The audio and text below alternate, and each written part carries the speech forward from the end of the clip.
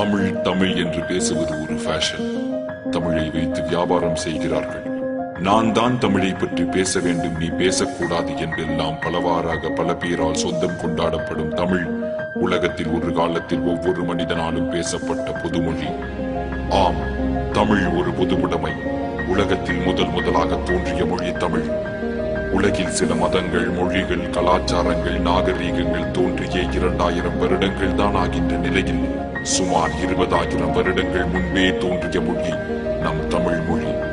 ஹராப்பா, மொகஞ்சதாரோ, சுமேரிய நாகரீகங்களுக்கு பல 1000 வருடங்கள் முன்பே தோன்றியது தமிழ் என்கிறார்கள் ஆராய்ச்சியாளர்கள்.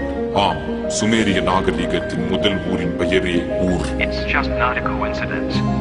உலகின் முதல் மனிதன் தமிழனாகத்தான் இருந்திருக்க கூடும் என சொல்லும் DNA ஆய்வுகள் 49 நாடுகளை கொண்ட குமரி காண்டம் என்ற மாபெரும் தமிழ் சாம்ராஜ்யம் கடலுக்கடியில் மூழ்கியதால் அதன் உண்மை உலகுக்கு தெரியாமல் போன சோகம். 2 லட்சத்திற்கும் மேற்பட்ட ஓலைச்சுவடிகளில் வெறும் பாதி கூட மொழிபெயர்க்கப்படாத நிலையில் திருக்குறள், அகநானூறு, புறநானூறு போன்ற ஒப்பற்ற நூல்கள் கிடைத்திருக்கிறது. அப்போது அனைத்து மொழிபெயர்க்கப்பட்டால் கம்போடியாவில் உள்ள உலகின் மிகப்பெரிய கோவிலான அங்கோர் வாட்டை கட்டியது சூரியவர்மன் என்கிற பல்லவ அரசன் என்பது நம்மில் எத்தனை பேருக்கு தெரியும்? உலகத்தின் மிகப்பெரிய கீசா பிரமிடை விட 8 மடங்கு பெரியதான தஞ்சை பெரிய கோவில் ராஜராஜ சோழனால் 6 வருடங்களில் கட்டி முடிக்கப்பட்டது எப்படி என்று இன்னும் வியந்து நிற்கும் ஆய்வாளர்கள் மத்தியில் இதை போன்ற ஒரு மாபெரும் அதிசயம் இன்னும் உலக அதிசயமாக ஏன் அறிவிக்கப்படவில்லை என்கின்ற கேள்வி. Rajaraja Chola is one of the most powerful kings in world history.